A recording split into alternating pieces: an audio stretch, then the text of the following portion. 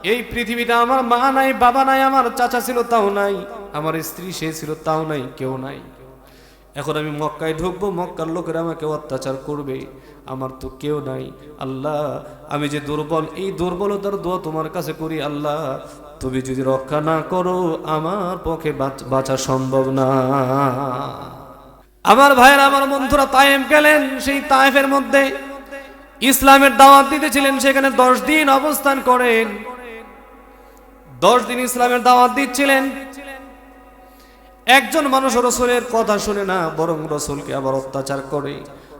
তায়েফের বড় বড় লিডাররা বলে, ও মুহাম্মদ, তুমি যদি তায়েফ থেকে না সরো, শুনে রাখো এই তায়েফ থেকে তোমাকে আমরা সর্বোচ্চ শাস্তি দিয়া তোমাকে বিতাড়িত করব। বলেন নাউজুবিল্লাহ। ছোট ছোট শিশুদেরকে রাসূলের পিছনে লেলিয়ে দেয়, অত্যাচার শুরু করে দেয়। এরকম বড় বড় পাথরের টুকরা দিয়ে রাসূলকে অত্যাচার শুরু করে দেয়, ঢিল মারতে থাকে। রাসূলের যে পালিত পুত্র, রাসূলের যে আজাদকৃত গোলাম যায়েদ ইবনে হারেসা, তিনি রাসূলকে একেবারে খুব সুন্দর করে শেল্টার দেন। যেদিক থেকে পাথর আসে তিনি সেদিকে একেবারে ঢাল হয়ে যান, এদিক থেকে পাথর আসে তিনি ঢাল হয়ে যান। একটা পর্যায়ে এই পাথরের টুকরা যায়েদ ইবনে হারেসার মাথায় পড়তে পড়তে মাথাটা ফেটে যায়। মাথা থেকে প্রচুর পরিমাণ রক্তক্ষরণ হতে থাকে।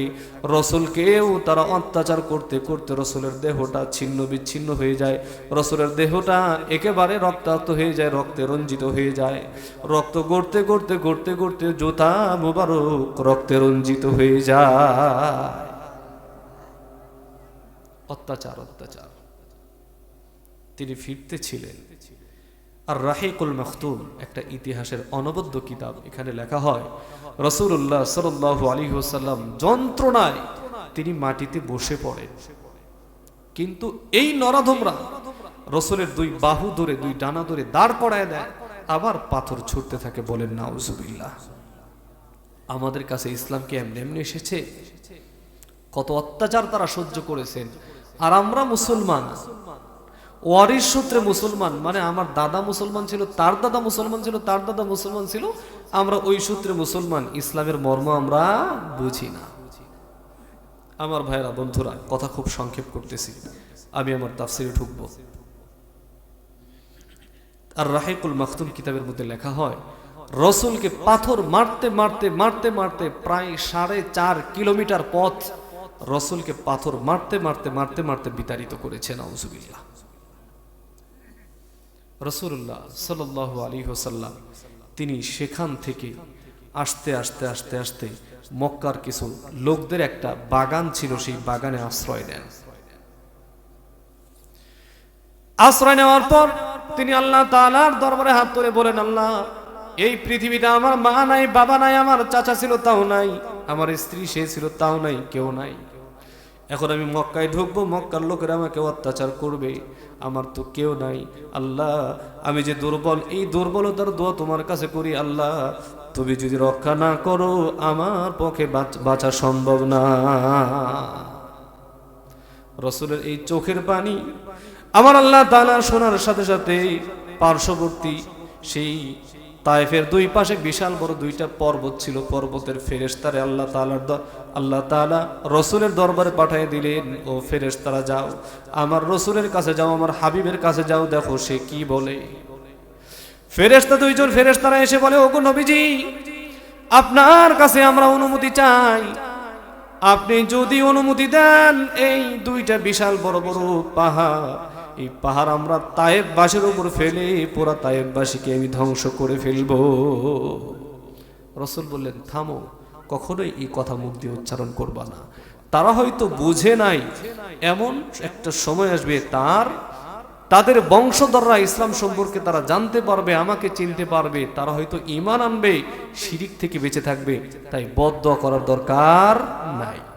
আসলে বদদোয়া মুখ থেকে করা লাগে না, অন্তর থেকে যেটা আসে সেটাই বদদোয়া।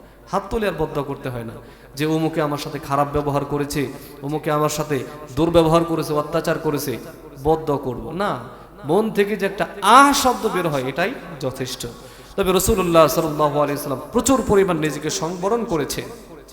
অত্যাচার করেন নাই, ফেরেশতাদেরকে বলেন নাই তাদেরকে শাস্তি দিতে। সেখান থেকে ফেরত এসে ওয়াদি নাখলা নামক একটা স্থানে, স্থানের মধ্যে তিনি অবস্থান করলেন। অবস্থান করার সাথে সাথে রাতের বেলা যখন ফজরের নামাজ তিনি পড়েন, সূরা জিন পাঠ করতেছিলেন, এমন মুহূর্তে জিনদের দুইটা প্রতিনিধি দল আসে। এরা আসার পর রাসূলের হাত ধরে তারা ইসলাম গ্রহণ করে। তারা সেখান থেকে আসার পর রাসূলুল্লাহ সাল্লাল্লাহু আলাইহি ওয়াসাল্লাম সেখান থেকে আসার পর গারে হেরায় আশ্রয় নেন। কোথায়? গারে হেরা। সেখান থেকে মক্কায় ঢুকবেন, মনে মনে চিন্তা করতেছেন মক্কায় ঢুকলে তো এরা আমার উপর নানা রকম অত্যাচার করবে, কি করা যায়। তো ওই সময় রাসূল সাল্লাল্লাহু আলাইহি ওয়াসাল্লাম তিনজন লোকের কাছে ধারাবাহিকভাবে চিঠি লিখলেন। প্রথমে চিঠি লিখলেন আখনাস ইবনে শুকাইক, তার কাছে চিঠি লিখলেন যে আমি মক্কায় ঢুকবো, আমাকে একটু নিরাপত্তার ব্যবস্থা করে একটু আমাকে আশ্রয় দাও। সে বলে আমি পারবো না। এরপর সাহাল ইবনে আমর, তার কাছে রাসূল সাল্লাল্লাহু আলাইহি ওয়াসাল্লাম লোক পাঠালেন, আমাকে একটু আশ্রয় দিয়ে আমার বাড়িতে পৌঁছানোর ব্যবস্থা করো। সে বলে আমি পারবো না। এরপর মুতঈম ইবনে আদি, তার কাছে রাসূল সাল্লাল্লাহু আলাইহি ওয়াসাল্লাম লোক পাঠালেন যে আমাকে একটু নিরাপত্তা দিয়ে মক্কায় প্রবেশ করার সিস্টেম করে দাও। সে বলে আচ্ছা ঠিক আছে। মুতঈম ইবনে আদি তার সন্তানদেরকে বলল সকলে যুদ্ধের পোশাক পরো। আত্মীয় স্বজন সকলে বলল এই লোকটাকে আশ্রয় দিয়ে মক্কায় প্রবেশ করাই। তো তার শেল্টারে রাসূল সাল্লাল্লাহু আলাইহি ওয়াসাল্লাম কাবা ঘরে আশ্রয় নেন, সেখানে 2 রাকাত নামাজ পড়েন। এরপর তিনি বাড়িতে ফেরত যান। এর একদিক দিয়ে এই বছরটাকে বলা হয় আমুল হুজুন, শোকের বছর। তার আত্মীয় স্বজন যারা আছে একে একে সকলেই বিদায় নিয়ে চলে গেল। তাইফবাসী থেকে তিনি এত পরিমাণ অত্যাচারের শিকার হলেন। আল্লাহ তাআলার কাছে দোয়া করেন, আল্লাহ আমি এমন একটা মুহূর্তে আছি, আল্লাহ আমার খুব মনে হয় আসমানটা ভেঙে পড়তেছে।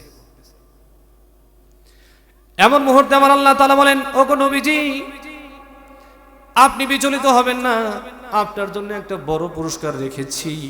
আপনাকে ওই সময় আপনাকে এই মক্কার জমিন থেকে আমি আল্লাহ তাআলা উঠায় নিয়ে আমি আল্লাহ তাআলার দরবারে আপনার সাথে আমি সাক্ষাতের ব্যবস্থা করব।